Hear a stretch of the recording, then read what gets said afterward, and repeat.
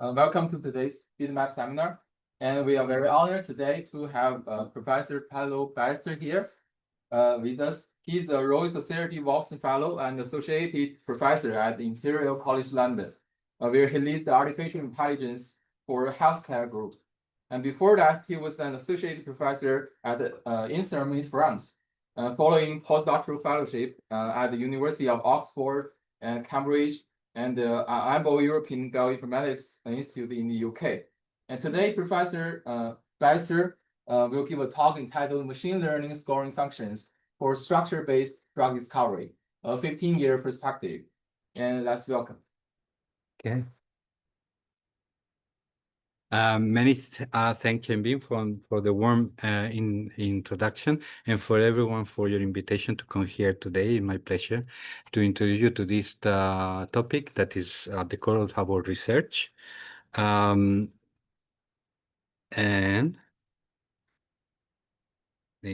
okay.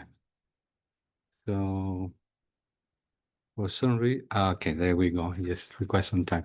So let's talk about drug discovery. And one of the main things that one has to know about that discovery is that it's very hard, right? So that means that the research and development productivity is low.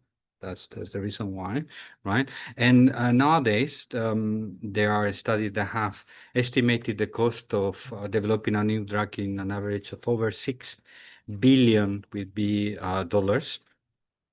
And also estimating that 43% of this cost in developing new drugs come at the preclinical stages prior to the drug being tested in humans in clinical stages, right? So how do they do this estimation? They essentially will take what is the R&D cost divided by the number of discovered drugs for that particular company. And what this tells us is that because it's hard, this process is inefficient, right?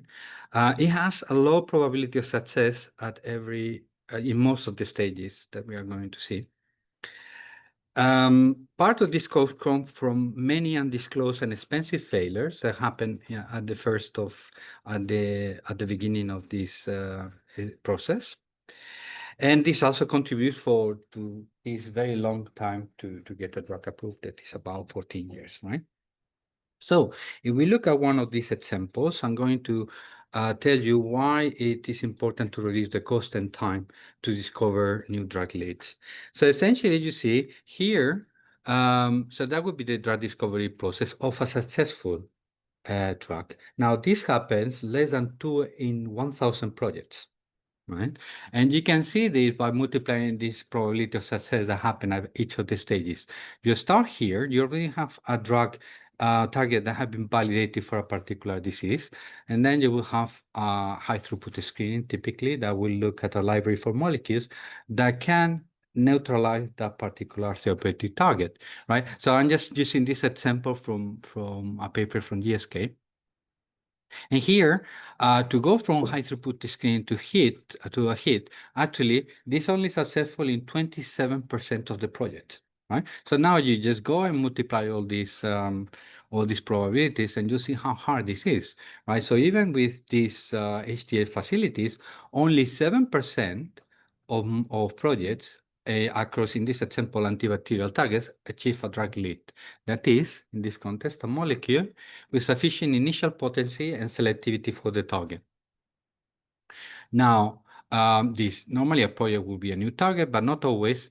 And the whole idea and the motivation that we have to make these percentages to go up for more projects, different targets, is because if we can liberate the resources and the time that we spent in securing this first phase, we can use the resources that we have liberated to have more drug candidates in clinical trials, and therefore have more drugs at the same cost, because the success is going to be the same. We are not doing anything about in our community, anything about the success in these clinical stages, but if you can do this cheaply and quickly and more successfully, then you have resources that you can just put more drugs, more drugs on target, right?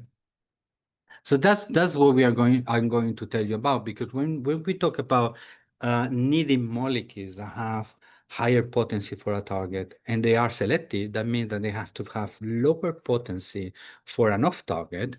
What we want to do really is to predict the binding affinity of protein ligand complexes of a molecule that is binding to a potential drug, a protein that is binding to a potential drug candidate, right? So in this first phase, I'm going to tell you 15 years ago where we proposed to use machine learning for this problem. Before, these docking scoring functions have been using linear regression of different terms that will be hydrogen bonding terms, hydrophobic interactions between protein and ligands, to be able to predict what is the binding affinity of these complexes. So we proposed to use machine learning. So we started with a generic approach to this problem. So we look at a structure of protein from other family that may improve prediction, not only complexes that will be confined to a single target. So we use an algorithm that builds sufficiently flexible regression models. For that, we use random forest. Of course, you are very familiar with random forest. This was developed in this university by Leo Berryman. And it has the advantage of using machine learning that you are not imposing a structure in this functional form, and you can learn it from data as a way to reduce modeling error. Now, just an outline of how this will work. I mean, you work in supervised learning, you know how this works. You essentially have a training set, and here is 1,100 complexes where you have protein and ligands, and the label is the actual binding affinity. And then you have a test set where you have the same information, but you are in a retrospective experiment, assuming that you don't know the value of the label for the test set. So you generate descriptors, and the descriptors, what it means is that you have to describe a complex of two molecules at the atomic level, you know, to understand better how these atomic patterns are generalizing to other protein ligand complexes. And in here, you can, very basically, we started with counting the occurrences of protein atom type and ligand atom time for each of the complexes. So each of these rows will be a particular complex. And then we will train a model to predict the binding affinity based from the protein ligand features, and then use this model with the features in the test set to predict what are the binding affinity on the test complexes, right? And with that, the metric, the primary metric for success will be to see how well the measured binding affinity correlates with the predicted binding affinity. In this first version, we got a pretty good Poisson correlation of 0.78 with measured binding affinity.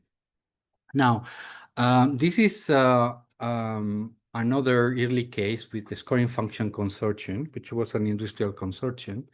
And what they did was in 2008 to think very carefully about what kind of protein ligand features they were going to use.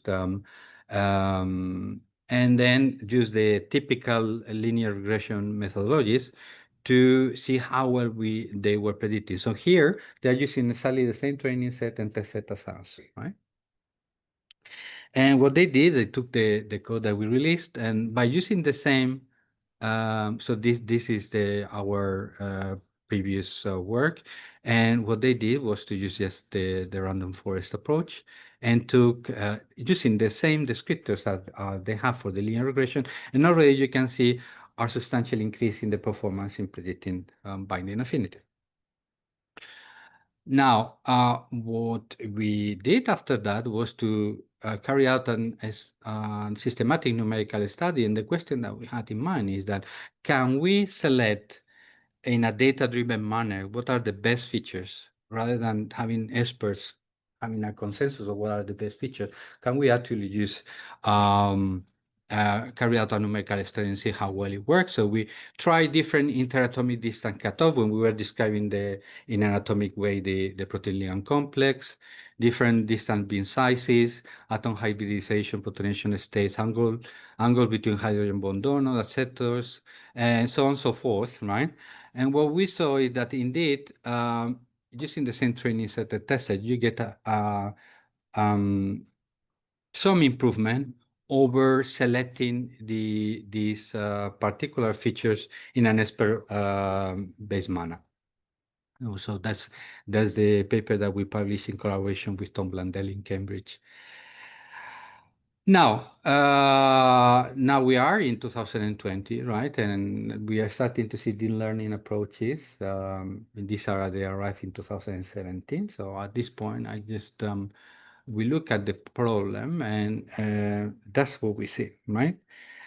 We see that that was the best performance. We are looking at the same training set and the same test set, so that we just look at the difference in terms of methodology. The best performance from a classical scoring function, that would be linear regression, right? That was the improvement that was introduced by using random forest instead of linear regressions and other features. Now you can get 5 times a smaller improvement if you are very thorough in the way you select these features, right?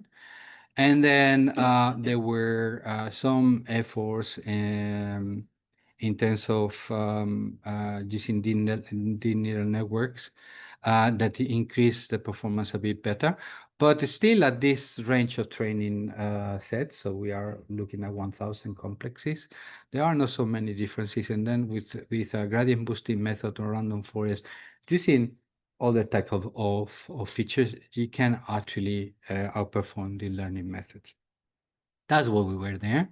But another important thing that we saw at that point is that the benchmarks were completely saturated. We are talking about almost predicting perfectly binding affinity with 0.83. And that's not actually the reality of the problem we are trying to solve. In the problem that we are trying to solve, we are faced with test sets that contain molecules that are dissimilar to the one that we have labels. We have proteins that are still have not making their way into training sets. So what we try to do here is to see how good is the scoring function if it's only predicting from protein structure or ligands that are dissimilar to those in the training set. And so here you can see 2 examples that is using protein structure similarity. And this one is using protein sequence similarity. I'm just going to focus on this one. And in these cases, each of these lines is a particular algorithm that we are using, right?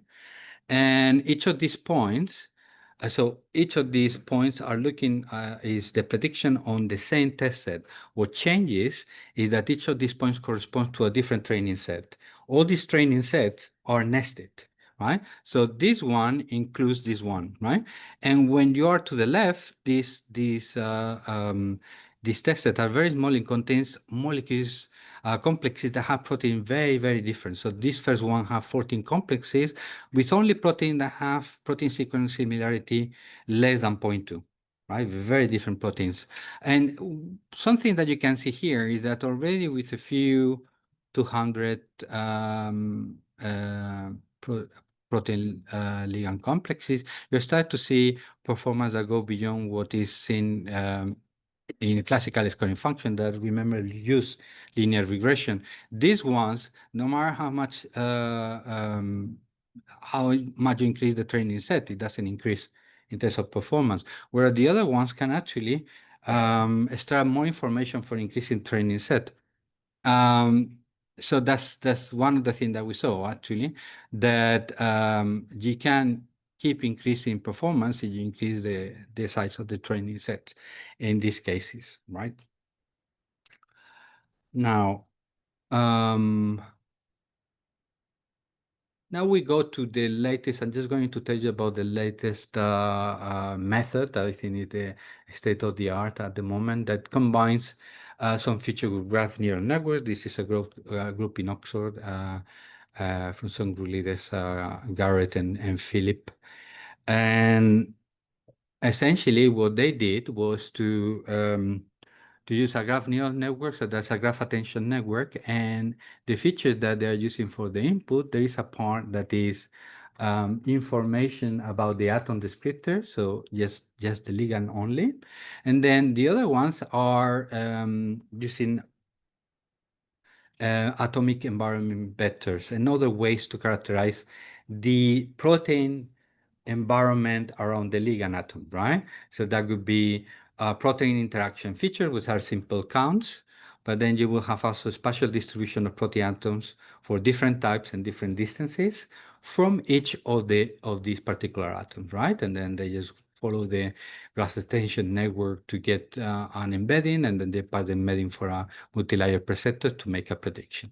So this, what is interesting is that when trained and regularly evaluated on the data set, there's not much difference from the first scoring function, right? 0.82 correlation with 0.86. There is more difference when you look at more realistic benchmarks that they are looking at congeneric ligands. These are ligands that you make modification to a ligand that has a certain potency in order to try to find other molecules that have increased potency, right? But these ligands are related. They have a core in common. And then there you start to see a larger difference, but note too that now we are starting to see that the performance was not as good as you can see with the previous benchmark that they have been used for so long, right? And what is interesting, what I think is more interesting, is that with data augmentation, this takes these models to the next level. So in the previous slide, you were looking at models that were trained with about 20,000 protein ligand complexes. But when you actually make data augmentation to 100,000 protein ligand complexes by preparing them in different ways using molecular dynamics, etc., etc., this is the picture that emerges. So let's just focus on these predictions, right? So this is the prediction of a simulation-based method that is called FEP+, right? And is below 0.7 in correlation with measure binding affinity, right? This is actually the prediction that you can use with this graph neural network-based method, right? And with the data augmentation and without the data augmentation. So there is a substantial improvement with the data augmentation. And also you can see here that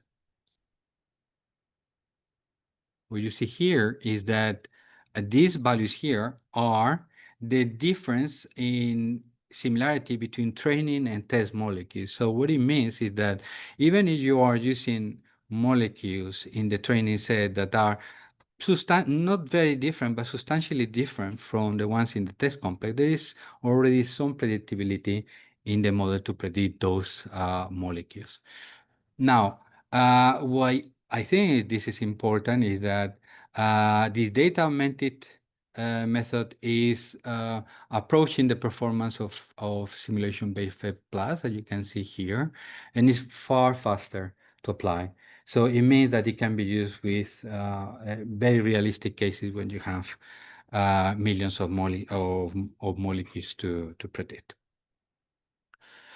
Now, let's talk about post-generation. So in the docking process, before you can do binding affinity prediction, you have two options, really, right? One of them is use a crystal structure that have the ligand bound. And if you don't have it, then you still have the option to dock the ligand to the structure and do the prediction from there. But you first have to dock it, right? And that process is called post-generation. And what it is to take the molecule, right, and translate it, rotate it, make torsions in the dihedral angles of the molecule, encode the solution of these degrees of freedom, right? And post-generation from this perspective is finding the values of the vector that optimizes a scoring function, right? So which scoring functions? This is a typical one so that you have an idea. And the BINA scoring function essentially will have each of the conformers. Conformers are the 3D poses of the ligand as docked to the target, right? And then you will have components that are the energy of that particular post in terms of intermolecular interactions, also intramolecular interactions, and all subtracted by the lowest energy that you have, that is the most stable conformation, that is K = 1, right? And that is slightly corrected by the number of rotatable bonds in the ligand. So when we see at the lowest energy conformant, which is the typical one that is used for post-generation, that's the term that survives, right? And so that you see what is the form. It's a linear form, as I said before, right? Where you have Gaussian components, repulsion components, hydrophobic, hydrogen bonding components. So that's what you are optimizing. And in order to validate that, what you do is to calculate the root mean square deviation between two 3D poses of the same molecule. Usually is the dog molecule and the crystal structure, right? The crystallized ligand. And that's what you have here. So N is the number of atoms in the ligand, and Di is the Euclidean distance between the eighth pair of corresponding atoms. So how that looks like, okay? So you see, this is the same molecule, two different conformations. Let's say that this is the crystal structure, the crystal pose, and this is what you achieve with docking, right? So in this case, there is a bit difference between this carbonyl atom, so that makes the RMSD quite high, right? But this part of the molecule is quite well matched by the dock process, right? And that will have would be considered a medium RMSD, which is, and we suppose with RMSD less than 2 angstroms is typically seen as acceptable. So this is a typical validation in terms of post-generation. Now, one thing that I think is very important to point out in this problem is that what is the relationship between post-generation and binding affinity prediction, right? So we did this experiment some time ago. And what we observe is that when you compare X-ray crystal structures, right? So that's by definition no post-generation error, because this is what you want to match, right? It's the experimental ground truth, right? With redocking the ligand, we took it out, you dock it back, right? And you have a certain RMSD error, right? And so the impact in terms of predicting binding affinity when you are using crystal structure, when you are using redock structure, is minimal. There is very small impact on binding affinity prediction. And you can see here, right? I mean, these are all the complexes in the test set. You calculate the RMSD when you redock them. And on the other side, okay, so this would be a global metric of square errors, right? And you will have here the predicted binding affinity and the measured binding affinity. And here what we are showing is the absolute value of this, right? In here. And as you can see, you can have pretty good predictions that have very good from very good poses, but you also can have very good predictions of binding affinity with poses that are not so good, and the other way around, right? Because the correlation is very low, right? And this is not using any machine learning method. This is using BIDMaP. Okay, so that's something that can be very easily seen. Now, for post generation, we go to the most important problem that there is in this area, is the virtual screening. Why is the most important? Because at the end of the day, what we want to do is to look at a library that maybe have billions of molecules and find those that have the potential to become a drug, right? And this is, we are talking about, just think that activity is a rare event, right? So there are very few molecules that are active, and all the molecules that we can consider are is a much larger set than that. And to investigate this method, what we do is to have cases when we know the solution and see how well the methods can actually unveil what we already know without using that information.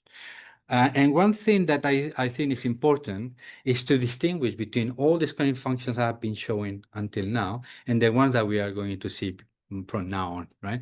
And the big thing is, the keyword here is sampling bias. Everything that is using crystal structures to make predictors is using only positive instances. These are molecules that are already binding to the protein complex, right? But what you are going to test this scoring function against are libraries that contain just the opposite, mostly molecules that have no activity. So what normally is going to happen is that, and this is the hypothesis we had, is that because the scoring function for binding affinity prediction had not been trained on negative instances, it will tend to misclassify true negatives. That means there are going to be a lot of false positives, right, that are going to prevent us from making true positive discoveries. So what we thought it could be a way to improve this was to take the training set and infuse a very large, a much higher proportion in inactives in order to improve Berthold screening performance, so that the training set it is more relevant to what you can see in a test set. So we, instead of using crystal structure, we dock actives to a single structure per target, right? We dock almost 1 million molecules and also use them as the negative set and build a classifier to distinguish between molecules that are active and molecules that are inactive.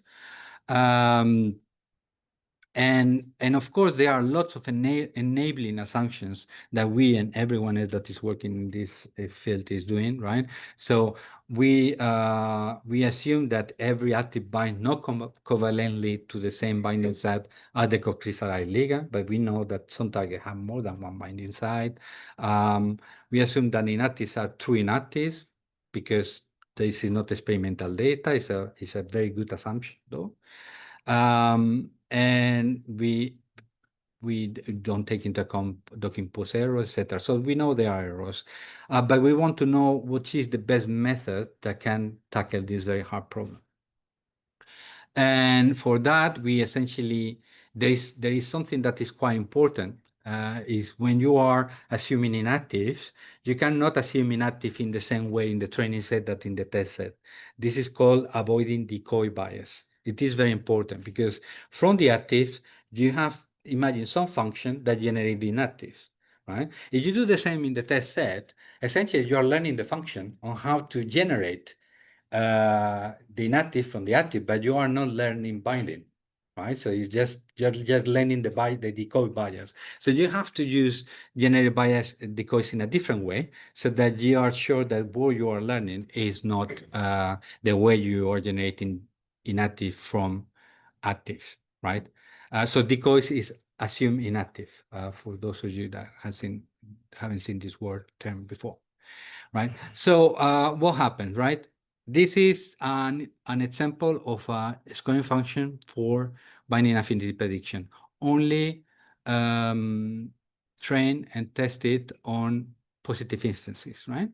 This is enrichment factor. In Berthold screening enrichment, what it means is that how many times over the performance of randomly selecting these molecules, the method can enrich this set with actives, right? So let's say you have an enrichment 1, your model is doing as well as random. You have an enrichment 2, it will be doubling up. And these points represent different targets that have been analyzed in this case, right? So you see the median of all the targets that we have looked with this model, they don't find even randomly, they don't perform even at random level, right? With the auto of BINA, which is the scoring function we use to select the dot poses, it's not doing much better. Now, when you are starting to use inactive to train with inactives, is then when you start to see that for some targets, it's actually providing a very useful prediction, right? So, and I think this is important because you think about binding affinity prediction and you have to take 100, 200 molecules to find which one has higher potency. You can always do that in vitro, right? But you are not going to test in vitro 1 billion molecules, which is what Berthold screening have to face. Now, let's go for the low-hanging fruit. We went for the low-hanging fruit first, and we look at those targets that have already quite a lot of known ligands for the target. And when you are in one of these cases, then you are in luck because you can build target-specific scoring functions, and they work pretty well. And what we did was to build this protocol, user-friendly, to explain how people can use machine learning to build these scoring functions. And yeah, so this is available here for whoever wants to try these codes. But then now we have look at what happens, right? When you do retrospective studies and you're trying to understand the problem and all their components. Let's go now to what happens in reality when you actually have to take the predictions and you test them in vitro. One of these methods that we look at now it's not a structure based. I'm just going to give you an example that not everything is a structure based, but essentially when you tried to discover a molecule with activity for a target in a screening library, you can take the screening library here. We were using 5.3 million molecules. That's small nowadays, right? This is 2009. And using shape similarity models, which I haven't explained here, right? So you take one molecule that you know it has activity, find other molecules in the library that has similar shape, then your collaborator will go to a lab in vitro, and in this case, he found that the molecules have pretty decent activity. And importantly, they have different chemical scaffolds. So this scaffold were not known to have this activity. And this is a breast cancer target known as human NAT1, right?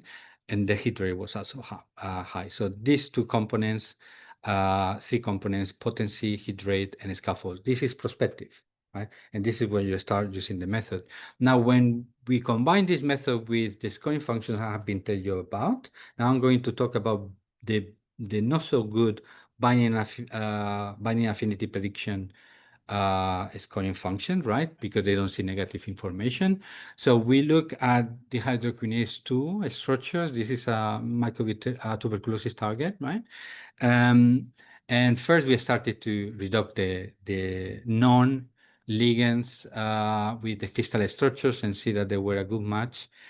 And then using this as references, we used this method of shape similarity is called ultra shape similarity or recognition. And we took a library, this is 2012, 9 million molecules, that was 59 times larger than the largest high throughput screening have been used for this target. And for each of these, we look for molecules that has similar molecular shape to non-actives of this target, the hydrokinase 2, right? Then we make some filters in terms of predicting out likely toxicities, dock them, and then rescore them with classical scoring functions and with this initial machine learning scoring function. And what we saw is that also prospectively it had a high hit rate, right? And it had new active scaffolds, right? So the thing is that this scoring function is not much better than the one that is classical scoring function, please. Quantify shape similarity. That's the part I had not explained. There are different ways to do that. Okay, in this way, what it's doing is taking two molecules, is looking at reference points in the molecule that are in similar positions in the two molecules, right? And from there, it's just calculating interatomic distances from these points that are the references that are in the same position for the two molecules. Now, this distribution, you can characterize them as you like. For instance, you can do statistical moments. And with these moments, every molecule gets reduced to a vector with 12 components. This vector can be searched, and the molecule that has similar vectors tend to have similar shape. That's one way to do it. That's the way we did it. So what about ones that are maybe like two molecules that one is a distorted or maybe a larger version of the other? That's good. So they're not going to have the concept of shape that we are using here is that it has to be similar size and shape. So shape is it has so if you have exactly the same shape but 3 times bigger, is different shape, right? So if that happens, the molecule is out because it's going to be very different. It doesn't matter how different it is. It's different because at the end of the day, for vector screening, the only thing that you can take to the lab is the very top of the most similar molecules, right? So if you are in your definition of shape, you are not so accurate in the intermediate ranges, maybe between the 50 to 60 or the 60 to 70, it doesn't matter because you never get to see that. You're just interested on the top. And when the molecules are similar, that's where you are ranking them. And then they have the reference points in similar locations. But would you find that if you have one that was maybe 3x the size of the other, the kind of the connectivity in the larger one is maybe like it's like a fractal, it reflects the connectivity of the smaller one? Yeah, we don't look at that, and the reason why we consider that two molecules, just to say it, that essentially one is a bigger version of the other, right? They are different in our concept of shape because we want shapes that are complementary to a binding site in a target, right? So if the other one has similar shape, but it doesn't fit the pocket, it's not relevant for the problem that we are trying to solve. But there are some other definition of shape that will look at different scales. They will scale first whatever objects you want to compare, like macro objects. It doesn't matter if you have like a puppet that is like this or a puppet like human size, right? And then you will do it. It's different concept of shape. Yeah. You're welcome. Sort of put the other way around. Would I actually care on the external shape? Don't I only care about the shape of the pocket, and I couldn't care less on the outside if it's different? Well, there is a component there that is the partial shape similarity what matters, right? Because when you have the binding site, there is a part that is having a complementary to the binding site, and the other part, most of the times, they're just floating around there, and that's not so important. In that case, what happens is that when you are using the queries, you can use clustering. So you have different types of molecules or shapes that are active, and you can use each of them as a query for your search. And then those molecules that are in the same cluster, they will be likely to have the same part of the molecule that make the binding with the protein, right? But in other cases, right, the other part is also important because it moves and is connected to a subpocket that is nearby, right? So there are different binding modes, as it's called, right? And when you are using one template, you are using one particular binding mode, and there are more of them. And that's why we use 3 actually here, because they are slightly different. So that was another early prospective example. Now, machine learning scoring functions have been around for some time, but they try to improve classical scoring functions that have been around for much longer. So actually, 20 years after the first docking tool was generated is when these machine learning scoring functions arrived. So this actually was they were pioneered by the group of Kunz here in UCSF.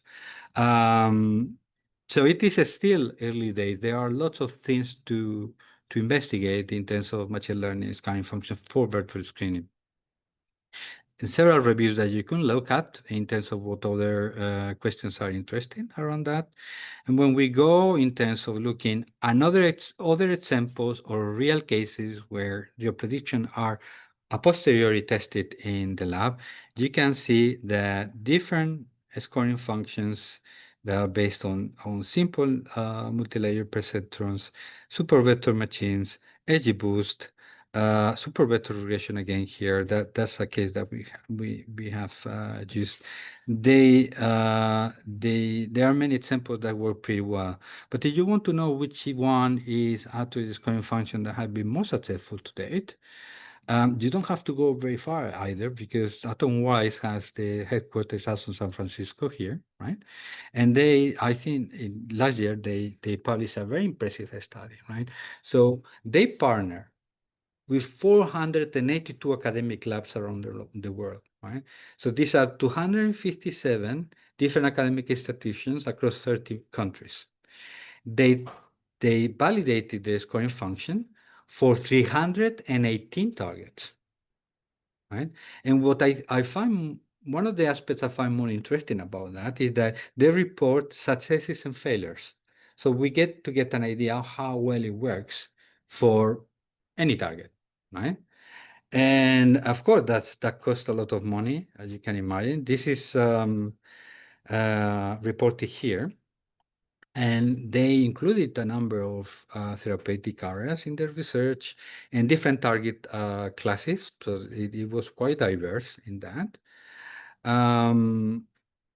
And what is the structure of the machine learning scaling function? It is an ensemble of six convolutional neural networks, right? They take the protein ligand complex as a 3D cube of information. They screen up to 16 billion molecules per target. They can get hits, they reported hits that were very potent directly from the screen. And I think one of the, when I look at these studies, I mean, to build confidence, what builds a lot of confidence in me in this study is that all these prospective validations are done with different academics. So there is no way you can publish this and there is not a very accurate picture of what has happened, because there are people that just lives in different places and have different views to it that you will simply not agree to this. So because the claim is very strong. I mean, here they are saying essentially we can actually forget about using high throughput screening, which is a technique that is experimental but has errors, because by being high throughput it has quite a lot of errors, and use AI as a viable alternative. And they use 318 targets. They demonstrated 318 targets, right?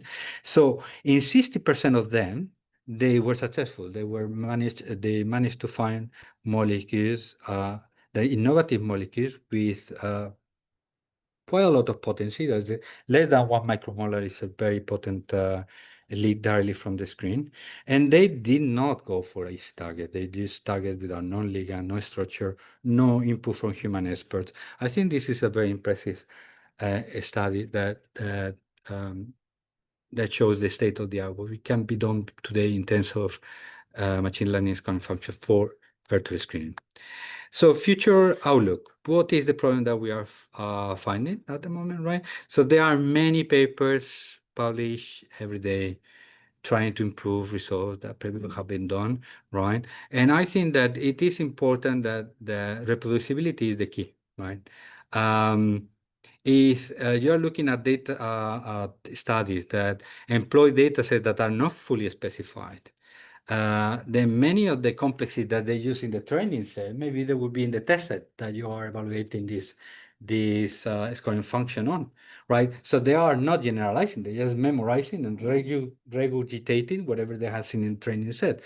The data set, the training data set has to be fully specified and facilitated for anyone to look at that. The code is not fully released, right? There is a GitHub, but then you try and there are a lot of things missing, right? So you need to reproduce results, but also to evaluate the release scoring function more broadly. What if only the best results have been released, right? And then some comparisons are rather unfair, right? So you present your new fancy scoring function, and you only do the hyperparametric tuning for the one you're presenting, then you don't pay the same attention to the one you're comparing with. Maybe you are not including, it's based on a single replicate. That can happen a lot, right? I mean, and you need to have some kind of statistical measure of difference between both scoring functions and the test set. And then if easy to compute baselines are avoided, that's also a problem, because, right, you are taking so much computational resources to have a scoring function, and you can have another one that is simpler, but it has a performance that is closer to that one. So I think that's a very important point to make. Then there are data-centric challenges in the problem that I think they are important, and we talk about them in this review. So it's about how you deal with biased data, inconsistent data, skewed data, relevant data, small data, high-dimensional data, etc., right?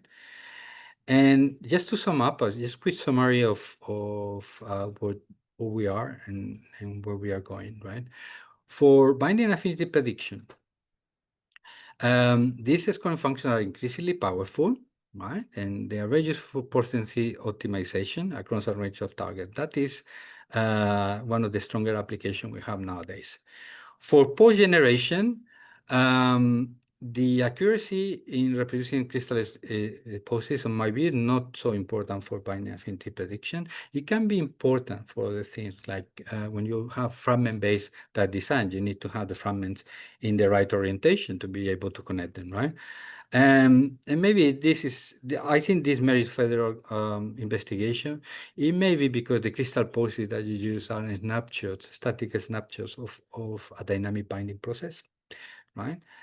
And for virtual screening, the scoring function for binary affinity prediction are suboptimal, given their sampling bias, but training with inactive boost performance.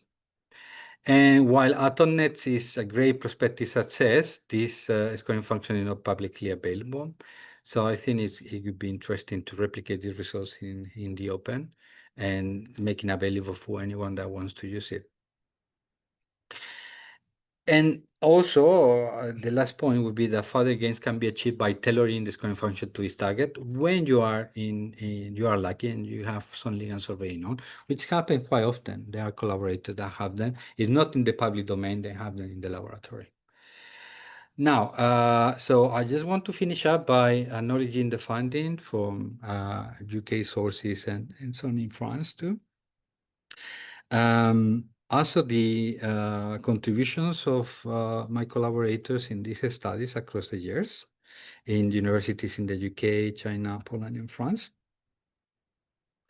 If you know anyone that wants to come across the ocean and come and make a PhD or a postdoc, please do send me an email. Tell me what you want to do, and we can look at sources of funding for that, for PhD, for doctoral fellowships.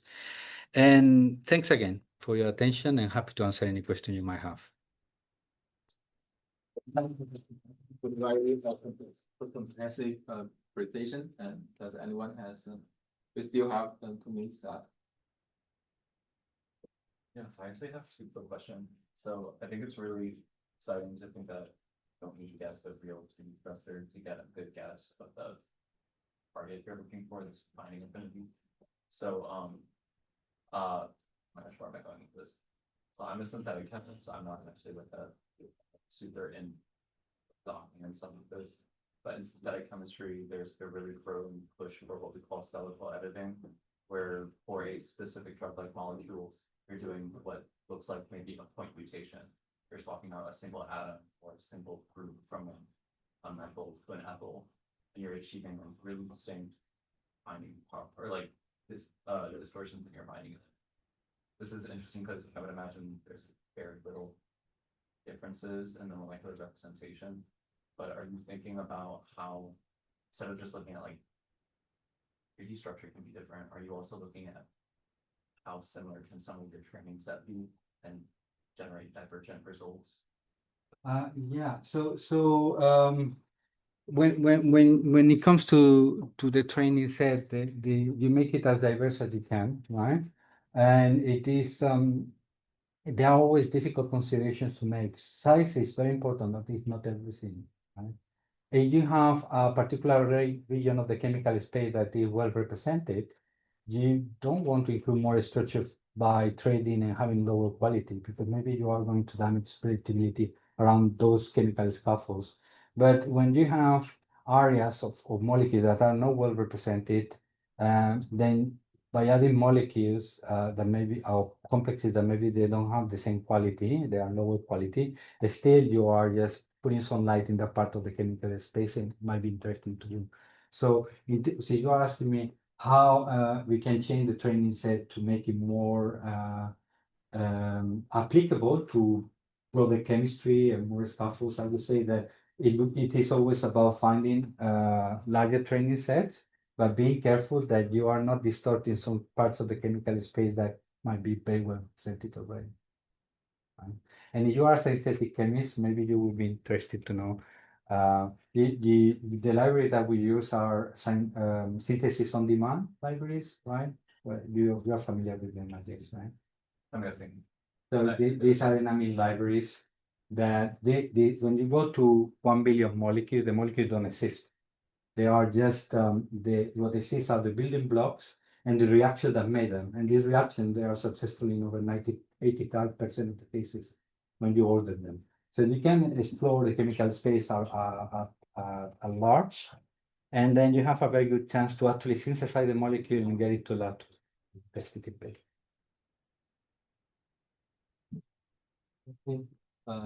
Some Professor Bass. Okay, thank you.